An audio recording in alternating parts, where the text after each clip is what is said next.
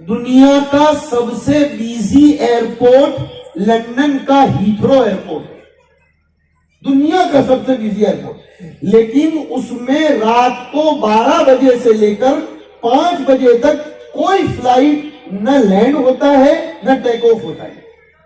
کروڑوں اربوں کھربوں پاؤنڈ کا ان کا نقصان ہو رہا ہے، لیکن ہیومن رائٹس، انسانی حقوق، انسان کی نیند کا احترام، انسان کے راحت کا احترام، اور ہم ہندوستانیوں میں وہ ہے ہی نہیں، اور ہر چیز میں ہم حکومت کو ہی ذمہ دار بناتے ہیں، یہ بھی غلط ہے۔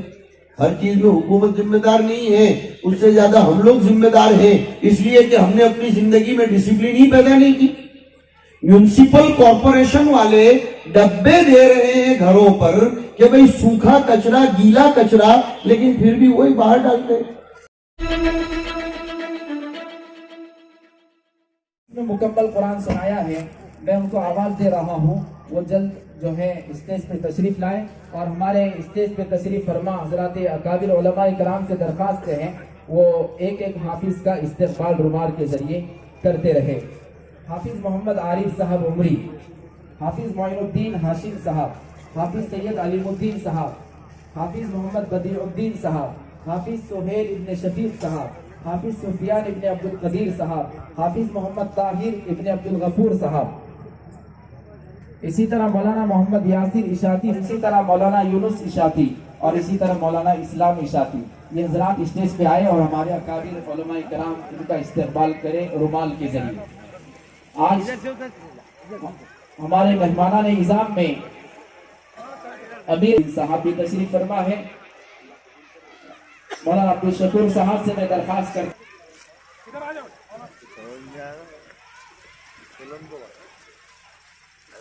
اسی طرح مسابقہ قرآنیہ کی زینت بننے والے 7 مہینے مسلسل محنت کرنے والے حفاظ، یہ یاد رہے مجمع کو، یہ سارے پرانے حفاظ ہیں، 2017-18 سے پہلے کے حفاظ ہیں جو 7 مہینے سے مسلسل محنت کر رہے تھے۔ حافظ محمد امجد، حافظ مرتضیٰ، حافظ زبیر احمد حریری، حافظ سمیر ابن دستگیر، حافظ زبیر ابن دستگیر، یہ جلدی سے اوپر آ جائے اسٹیج پہ۔ حافظ جاوید صدیقی، حافظ محمد عمران خان ظفر خان، حافظ محمد طلحہ محمد طاہر قاسمی، حافظ سید عمر، حافظ محمد علی، حافظ عرفان گلباز پٹیل، حافظ محمد بلال ابن شکیل پٹیل، حافظ مزمل ابن چاند قریشی، حافظ محمد ساجد و عبدالستار، قاری مجیب اشاتی، حافظ شکیل خان، مولانا حافظ نثار ابن نعیم صاحب، حافظ شیخ اطہر الدین، حافظ شیخ شریف، شیخ منیر، حافظ عرفان حاجی اسماعیل، حافظ عمیر ابن عرفان، حافظ زبیر ابن عرفان کے بعد اور ان کا بہترین انداز میں استقبال اور اکرام ہوگا، اور انشاءاللہ اچھے اچھے انعامات سے ان کو نوازا جائے گا، تاکہ ہمارے شہر کے دیگر حفاظ بھی مسابقہ قرآنیہ کا حصہ بنے۔ اور سب سے بہتر بات اس میں یہ ہے کہ اس بہانے سے حفاظ کرام محنت کر کے اپنے حفظ، جو مہمانان خصوصی ہے ان کا استقبال بھی مدرسے کے معلمین اور اساتذہ کریں۔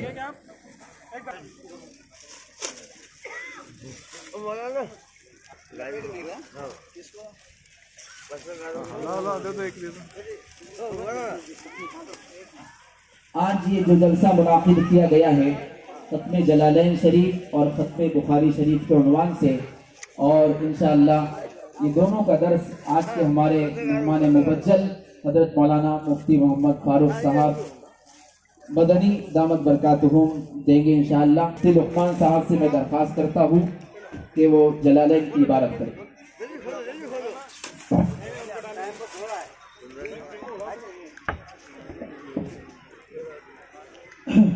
سورة الناس مكية أو مدنية، 6 آيات. بسم الله الرحمن الرحيم. قل أعوذ برب الناس، أي خالقا لهم ومناسبة للاستعاذة من شر الموسوس في صدورهم، ملك الناس، إله الناس. ناس اللہ تعالی کی طرف سے انسان کو اس کا تعارف یاد دلانے کے لیے دیے جانے والا لقب ہے، اور بقول بعض کے انسانوں کو ان کا ایک فریضہ یاد دلانے کے لیے دیے جانے والا لقب ہے۔ بہت قیمتی بات ہے، اس لیے کہ یا تو ناس نسیہ ینسا سے ہے، امام راضی نے لکھا یا ایوہ الناس ای یا من نسیہ اصلہ، اے وہ مخلوق جو اپنے آپ کو اپنی اصل کو بھول گئی ہے۔ کیا اصل ہے؟ کتابوں میں آیا اولہ نطفۃ وآخرہ جیفۃ وعاقبتہ تراب، آغاز نطفے سے اور انتہا اس کی ایسے جنازے پر کہ آنکھ بند ہوتے ہی وہ ناپاک کہا جائے گا، غسل دیے بغیر اس کے پاکی کا تصور نہیں کیا جا سکتا سوائے شہید کے۔ یا من نسی اصلہ، اللہ تعالیٰ نے ہم لوگوں کو کلام مجید میں اپنی طرف متوجہ کرنے کے لیے بار بار خطاب کیا ہے۔ یا ایہا الانسان، انسان، اس میں بھی اصل نسیہ ہے، اور بعض لوگوں نے لکھا کہ اس کی اصل انس ہے۔ انس کا معنی محبت۔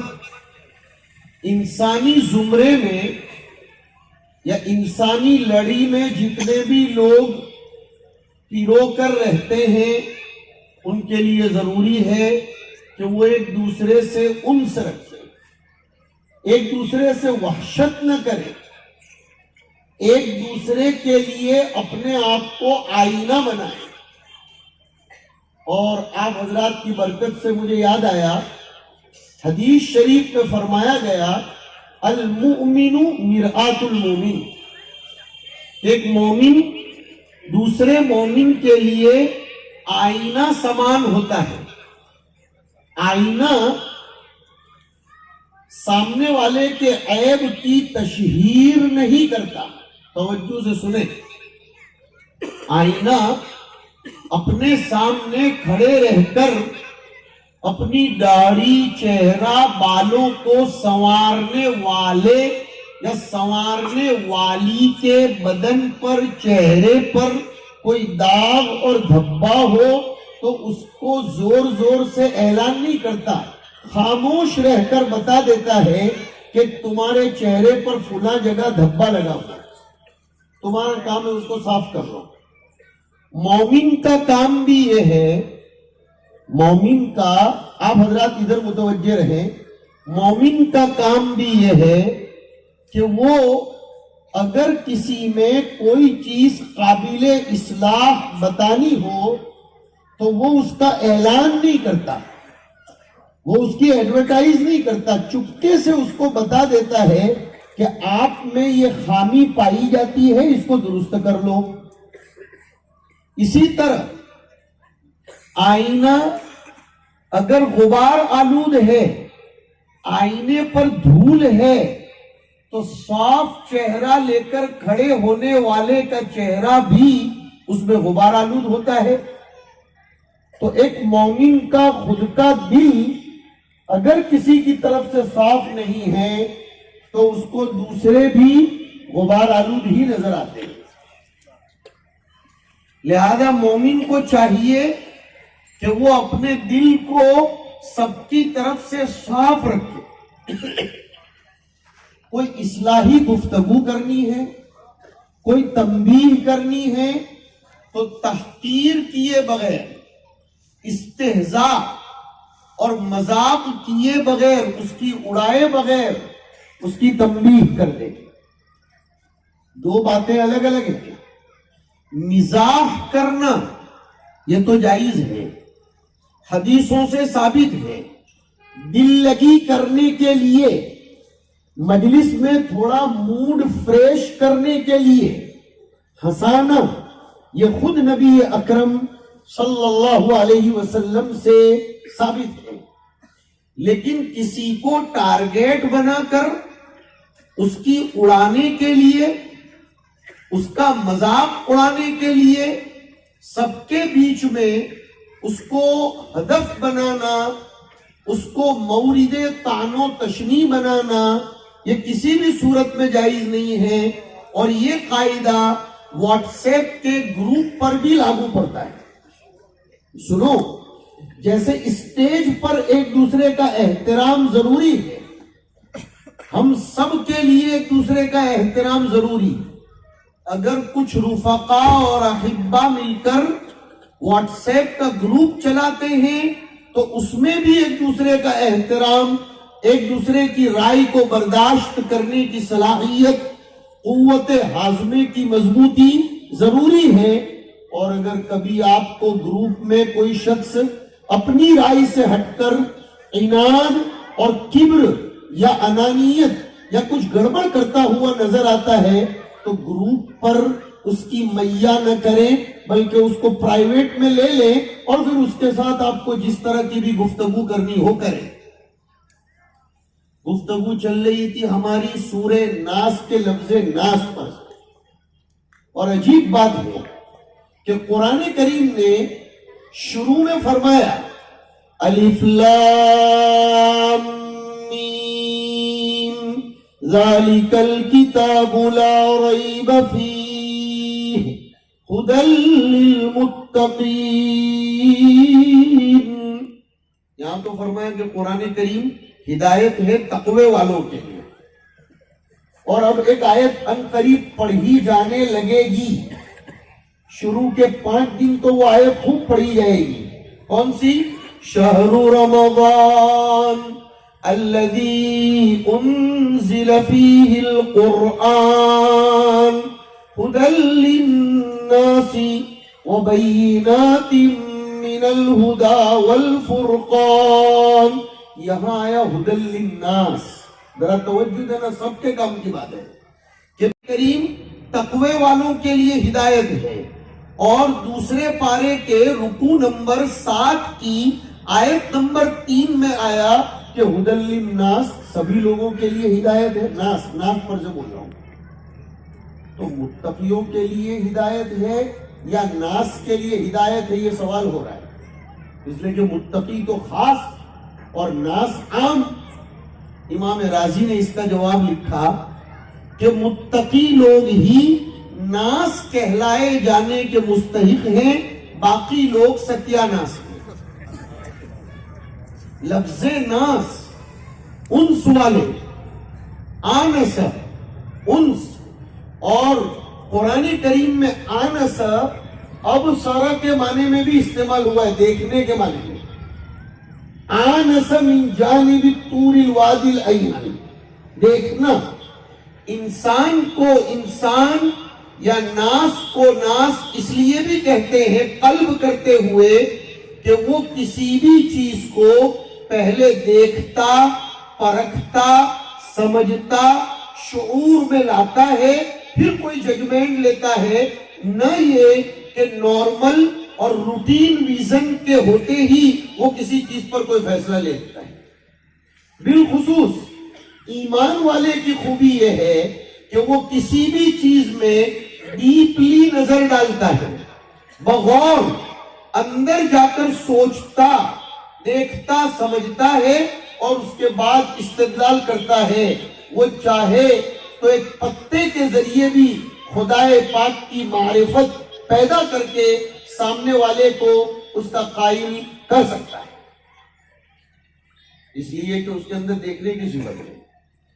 تو سورہ ناس اخیر میں لائی گئی، اور یہ سورت اس زمانے میں میرے آپ کے لیے بہت کام کی ہے. اس لیے کہ پیغام سناؤں، بہت کام کی باتیں سب کی سنا رہا ہوں. میں درسی کلام سے تھوڑا ہٹ رہا ہوں، اگرچہ درسی ہی کلام کر رہا ہوں لیکن تھوڑا انداز میں نے بدل دیا ہے.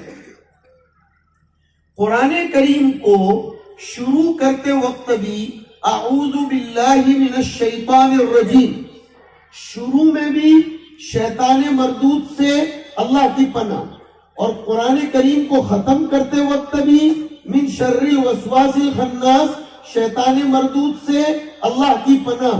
اشارہ اس بات کی طرف کیا گیا، اے انسان، تیری زندگی کے آغاز میں بھی تیرے کان میں کلمہ اور اذان اور اقامت پڑھوائی جاتی ہے شیطان کو دور کرنے کے لیے، اور جب تیرا انتقال ہو رہا ہوتا ہے اس وقت بھی کوشش اس کی جاتی ہے کہ شیطان تجھ کو کلمے سے محروم نہ کرے۔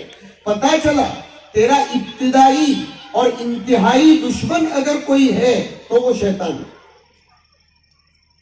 اور علماء نے لکھا ہے دنیا میں انسانوں کے پائے جانے والے دشمنوں کا مقابلہ کرنا یہ آسان ہے بنسبت شیطان کا مقابلہ کرنے کے، اس لیے کہ شیطان قیاد، مکار اور بہت خطرناک قسم کا شریر اور عدو خفی، بالکل چھپا ہوا دشمن، مضبوط دشمن اور حیلے بہانے کرنے والا، اگر ایک گناہ سے بچے تو وہ کسی دوسرے گناہ میں مبتلا کر دیتا ہے۔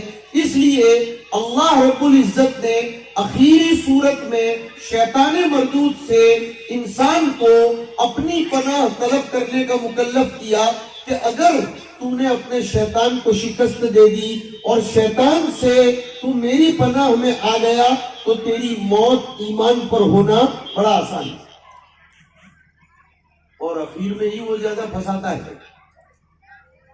اور شیطان ضروری نہیں ہے کہ جناتوں میں سے ہی ہو۔ ابھی مولانا نے عبارت پڑھی، موقع نہیں ہے وہ پوری عبارت کا ترجمہ کرنے کا، اس میں صاحب جلالین نے من الجنتی والناس میں ایک قول یہ فرمایا کہ الوسواس الخناس کا بیان ہے من الجنتی والناس، ایک قول کے بموجب کہ وسوسہ اندازی کرنے والا اور چھپ چھپ کر انسانوں کے ذہنوں کو بگاڑنے والا یہ شیطان ہے۔ یہ شیطان کبھی انسانوں میں بھی ہوتا ہے اور یہ شیطان کبھی جناتوں میں بھی ہوتا ہے۔ من الجنتی والناس، انسانوں میں بھی شیطان ہوتا ہے، اور اس کو قرآن کریم نے 8ویں پارے میں فرمایا وَكَذَلِكَ جَعَلْنَا لِكُلِّ نَبِيٍّ عَدُوًّا شَيَاطِينَ الْإِنسِ وَالْجِنِّ۔ خود قرآن کہہ رہا ہے کہ شیاطین الانس والجن، اور اورنگ آباد والوں کی توجہ کی برکت سے زوردار بات یاد آئی، اس آیت کو آگے پڑھیں گے تو الغزو الفکری پوری سمجھ میں آ جائے گی کہ شیاطین الانس والجن کرتے کیا ہیں، یوحی بعضهم الی بعض زخرف القول، کہ وہ ایک دوسرے کے سامنے اپنے چونچلوں کو بدمعاشی کا عنوان دے کر پیش نہیں کرتے، بلکہ مسلمانوں کی تنزلی کے لیے ترقی کا عنوان، ڈیولپمنٹ کا عنوان، پروگریس کا عنوان، ماڈرنزم کا عنوان، لبرلزم کا عنوان اور قدامت پرستی سے دور ہٹنے کا عنوان وغیرہ وغیرہ بڑے مقناطیسی عناوین دے کر لوگوں کی توجہ کو اپنی طرف موہ لیتے ہیں۔ جیسے آج کل ہو رہا ہے، شریعت پرانی ہو گئی، یہ تو اتنے سالوں پرانی بات ہے، اور یہ تو یہ ہے وہ ہے۔ میرا ایک ہی سوال ہے، ایک طرف تو ہم نبی علیہ السلام کی محبت کا دم بھرتے ہیں، قرآن کریم کی اس آیت کو ہم بار بار پڑھتے ہیں کہ کافۃ للناس، حضور تمام انسانوں کے لیے بشیر اور نذیر بنا کر بھیجے گئے، تمام انسانوں کے لیے رحمت بنا کر بھیجے گئے۔ اللہ کے رسول علیہ السلام کو قیامت تک آنے والے حالات کا علم دیا گیا۔ ہاں، آپ کو قیامت تک آنے والے حالات کا علم دیا گیا تھا تاکہ آپ اپنے اس نالج کی بنیاد پر اپنے کانسٹیٹیوشن کو مرتب کر سکیں، اور اسلام اپنا اتنا مضبوط کانسٹیٹیوشن رکھتا ہے کہ اس میں ذرہ برابر تبدیلی کی گنجائش نہیں ہے۔ اگر کوئی عقل کا مار گزیدہ اس مجلس میں بیٹھا ہے اور وہ یہ کہے کہ اسلام کے بہت سے احکام مجھے عقل سے ہٹ کر نظر آتے ہیں، تو میں بخاری شریف کی آخری حدیث کو بھی لے رہا ہوں۔ امام بخاری نے کتاب التوحید میں سب سے زیادہ زور فرق باطلہ میں اور ان میں بھی سب سے زیادہ زور معتزلہ کے رد پر دیا، اور معتزلہ کی بنیادی بات یہی تھی، وہ عقل کو نقل پر ترجیح دیتے تھے، ہر چیز میں عقل کو ترجیح دیتے تھے۔ ہمارے علماء نے لکھا ہے، بہت غور سے میرا یہ سینٹنس سنو، عقل اگر سلیم ہوگی اور نقل اگر صحیح ہوگی تو دونوں میں کبھی بھی تناقض اور تعارض نہیں ہو سکتا۔ عقل کا سلیم ہونا ضروری اور نقل کا صحیح ہونا ضروری۔ حدیث شریف اگر اپنے تواتر طبقہ، تواتر سند کے ساتھ صحت پر پہنچی ہے، متصل الاسناد ہے، اور اس تو کبھی بھی عقل انسانی کے خلاف نہیں ہو سکتی، کبھی بھی نہیں ہو سکتی۔ عقل اور نقل دونوں میں زبردست ہم آہنگی ہے۔ اگر کبھی کوئی حدیث شریف آپ کو عقل کے خلاف نظر آتی ہے تو یا تو وہ عقل سلیم نہیں ہے یا وہ نقل صحیح نہیں۔ اس کو بہت غور سے سمجھنا پڑے گا۔ آج کی سائنس نے بھی اس کو تسلیم کیا ہے۔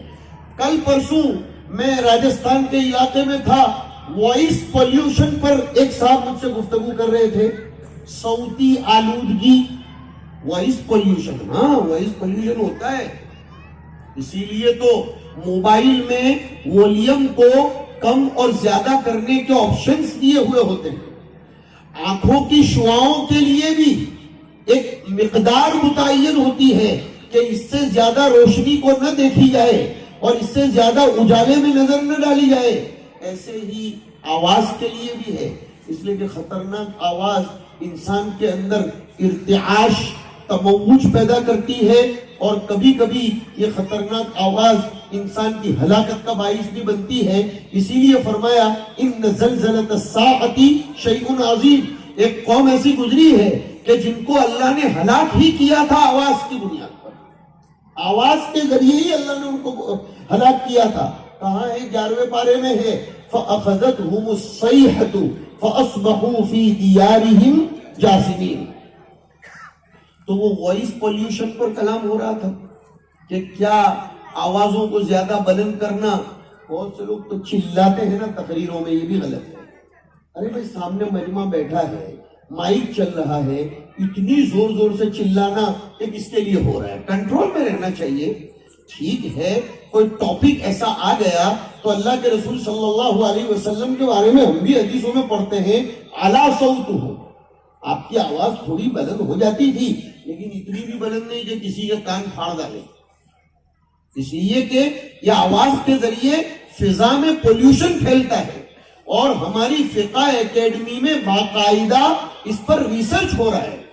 بہت سے مالدار لوگ اور دماغ میں جن کو مال خلیہ ہوتا ہے، وہ کبھی کبھی مدارس اور علماء پر تبصرے کرتے ہیں کہ یہ لوگ تو نماز صلاۃ کے سوا دوسرا سکھاتے کیا ہے، ان کو دنیا سے کوئی لینا دینا نہیں، یہ مال خلیہ کے مریض ہیں، انہیں خود کو ہی پتہ نہیں کہ ہم کون ہیں۔ انہیں معلوم ہونا چاہیے کہ ہمارے یہاں فقہ اکیڈمی میں باقاعدہ وائس پولیوشن تک پر کلام ہوتا ہے، اس لیے کہ امت میں جتنی بھی ٹیکنالوجی آ رہی ہے، امت کو سائنس اور ماڈرن جتنے بھی تقاضے ہیں، سب کے بارے میں ریسرچ ہوتا ہے باقاعدہ۔ گزشتہ سال اس پر ریسرچ ہوا کہ صوتی آلودگی اور وائس پولیوشن کے بعد میں، اس لیے تو دیکھو جہاں ہم نے فورن میں دیکھا، یہ تو اپنے ہندوستان میں ہارن مارنا ایک فیشن بن گیا ہے اپنے یہاں، ہارن کے بغیر گاڑی کوئی چلاتا ہی نہیں۔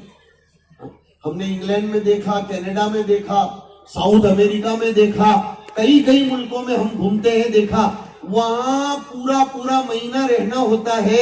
میں آپ کو یقین سے بولوں، کبھی کبھی تو ایک دفعہ بھی ہم سننے کو نہیں ملتا، قسم بخدا کہہ رہا ہوں، اس لیے کہ وہ لوگ تہذیب سے چلتے ہیں، قانون سے چلتے ہیں۔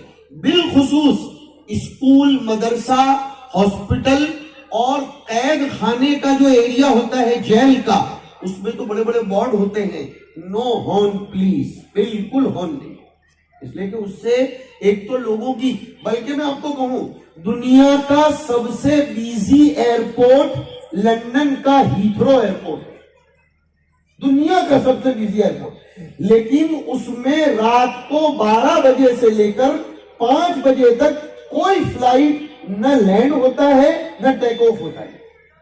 کروڑوں اربوں خربوں پاؤنڈ کا ان کا نقصان ہو رہا ہے، لیکن ہیومن رائٹس، انسانی حقوق، انسان کی نیند کا احترام، انسان کے راحت کا احترام، اور ہم ہندوستانیوں میں وہ ہے ہی نہیں. اور ہر چیز میں ہم حکومت کو ہی ذمہ دار بناتے، یہ بھی غلط ہے. ہر چیز میں حکومت ذمہ دار نہیں ہے، اس سے زیادہ ہم لوگ ذمہ دار ہیں، اس لیے کہ ہم نے اپنی زندگی میں ڈسپلن ہی پیدا نہیں کی.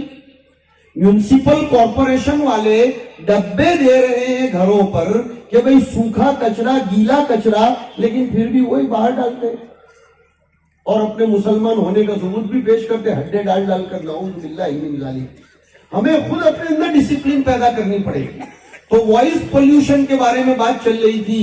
میں نے وہاں جے پور میں اپنے دوستوں کے ساتھ تھا 2 دن پہلے. میں نے کہا قرآن کریم نے بہت پہلے کہہ دیا ہے وَلَا تَجْهَرْ بِصَلَاتِكَ وَلَا تُخَافِتْ بِهَا. یہ کیا ہے کہ نہ تو قرآن بہت زور زور سے پڑھو اور نہ بہت آہستہ آہستہ پڑھو.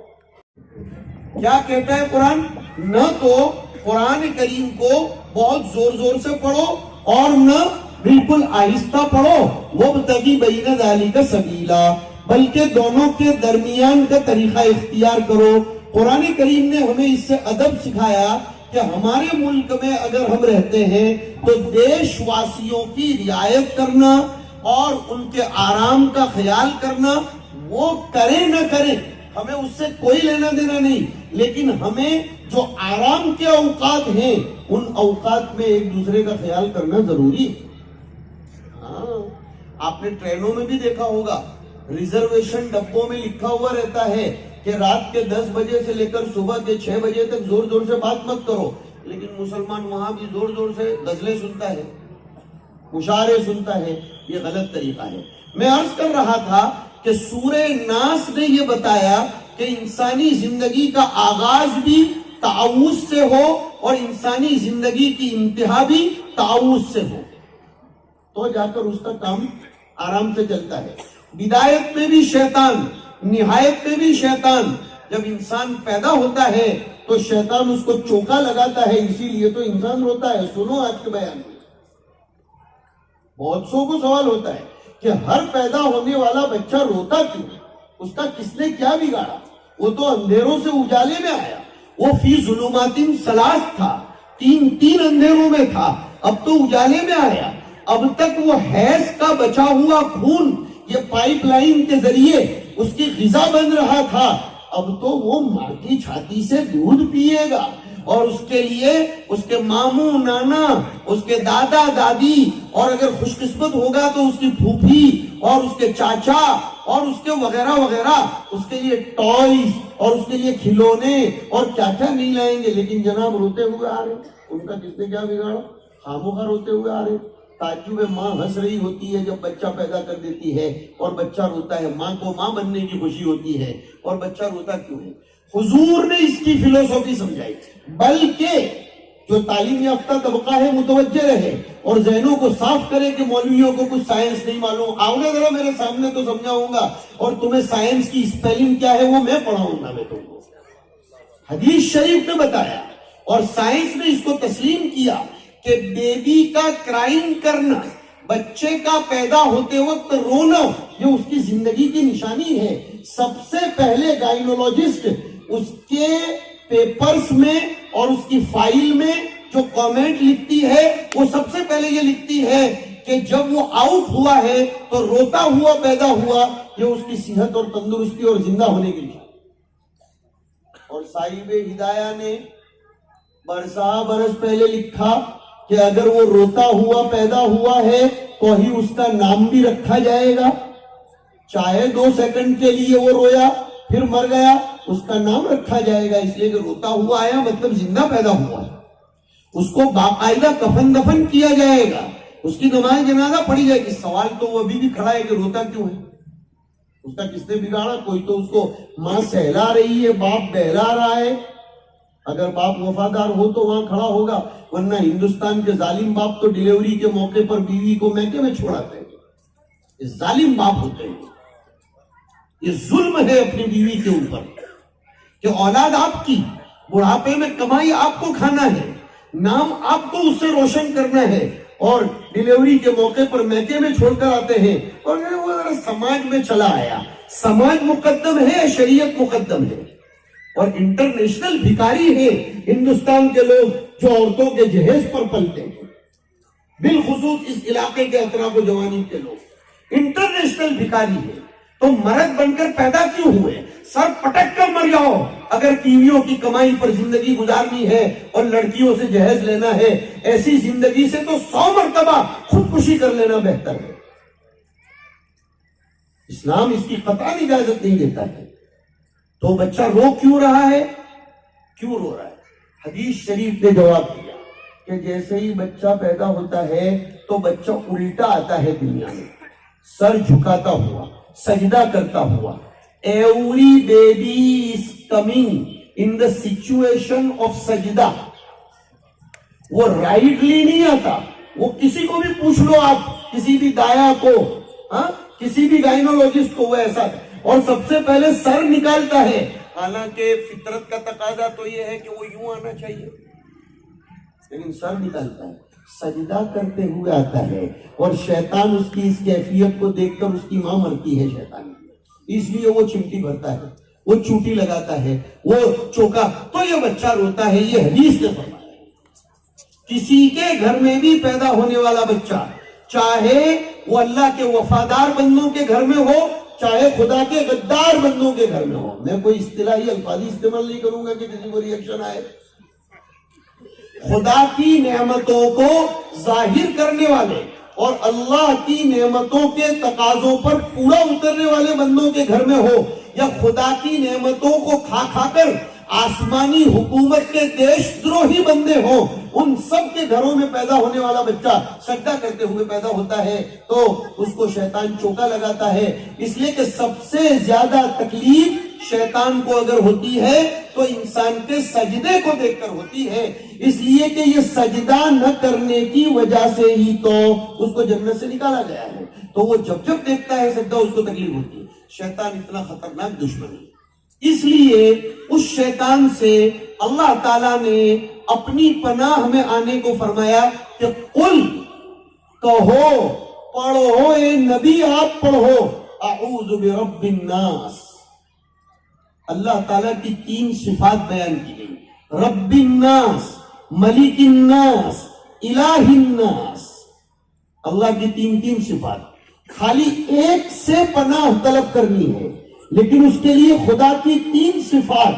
کیا مفسرین نے بھی قلم توڑ دیا کہہ کر کہ انسان کے اندر 3 قسم کی برائیاں پائی جاتی ہیں.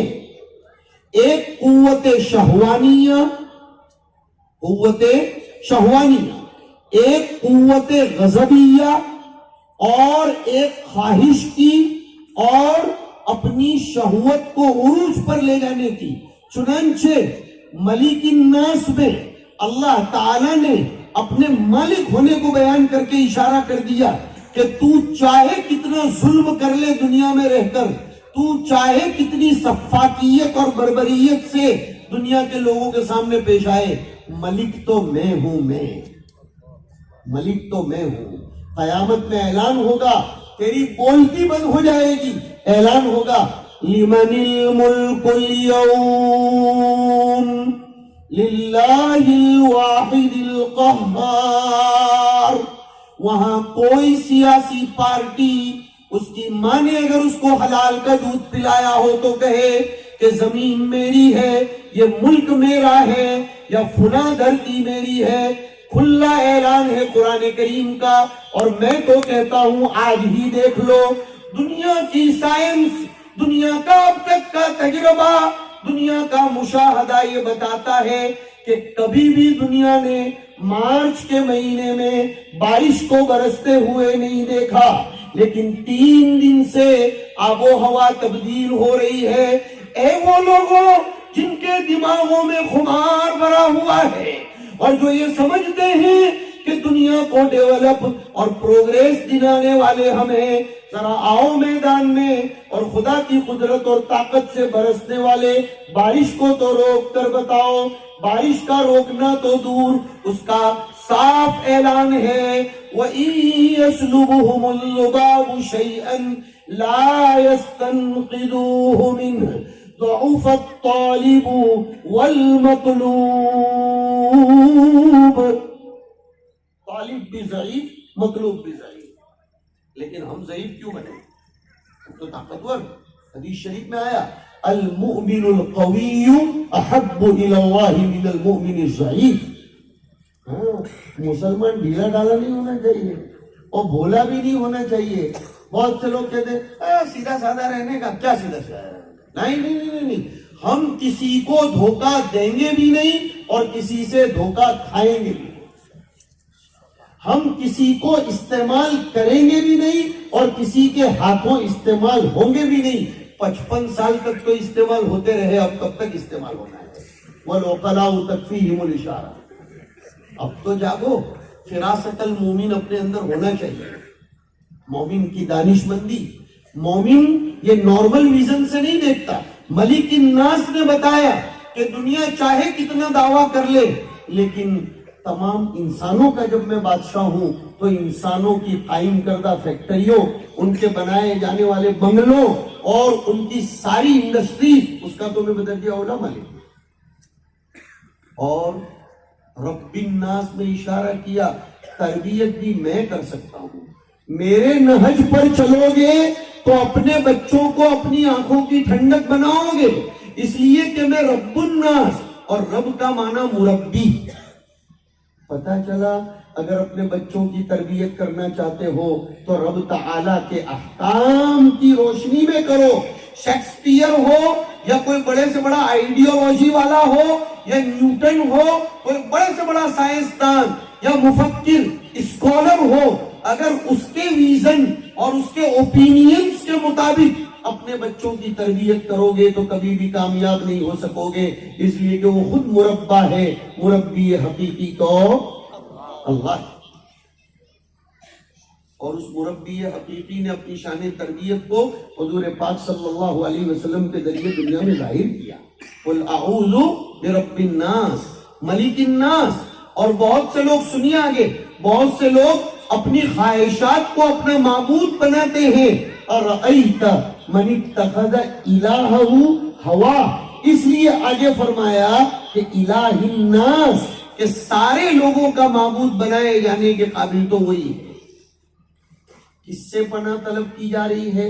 من شر الوسواس الخناس۔ وسوسہ یہ بڑی خطرناک چیز ہے، ہاں، اور وسوسے کو وسوسہ تاڑ لینا یہ اللہ کی نعمت ہے۔ اب آپ بولو گے یہ ڈبل بات کیسی کر رہے ہیں؟ وسوسہ اگر جگہ بنا لے اپنے دل میں تو وہ ایمان کی متاع گرہ مایا کے سلب ہو جانے کا خطرہ رہتا ہے، لیکن وسوسہ آیا اور چلا گیا تو یہ اللہ کی بہت بڑی نعمت ہے۔ وسوسہ لانا یہ برا ہے، وسوسہ آنا یہ برا نہیں ہے، لیکن وسوسے کو ٹکانا اور اس کو جگہ دینا یہ سب سے زیادہ برا ہے۔ اس لیے فرمایا جب کبھی کوئی وسوسہ آئے تو قل اعوذ برب الناس پڑھ لو۔ اور اس زمانے میں زیادہ تر لوگوں کو شکایت ہے کہ کسی نے کچھ کروا دیا، کسی نے کچھ پھکوا دیا اور کسی نے کچھ دبا دیا اور اللہ جانے کیا کیا کر دیا۔ یہ دونوں صورتیں اسی لیے تو نازل ہوئی تھی، اور عجیب اللہ رب العزت کا نظام ہے۔ حضور اکرم صلی اللہ علیہ وسلم پر جو جادو کیا گیا تھا وہ بالوں میں جادو کیا گیا تھا، اور 11 گرہیں لگائی گئی تھیں۔ ایک ایک گرہ کو کھولنے کے لیے ایک ایک آیت اتری، دونوں صورتوں کی آیتیں ملاؤ تو 11 آیتیں بن جاتی۔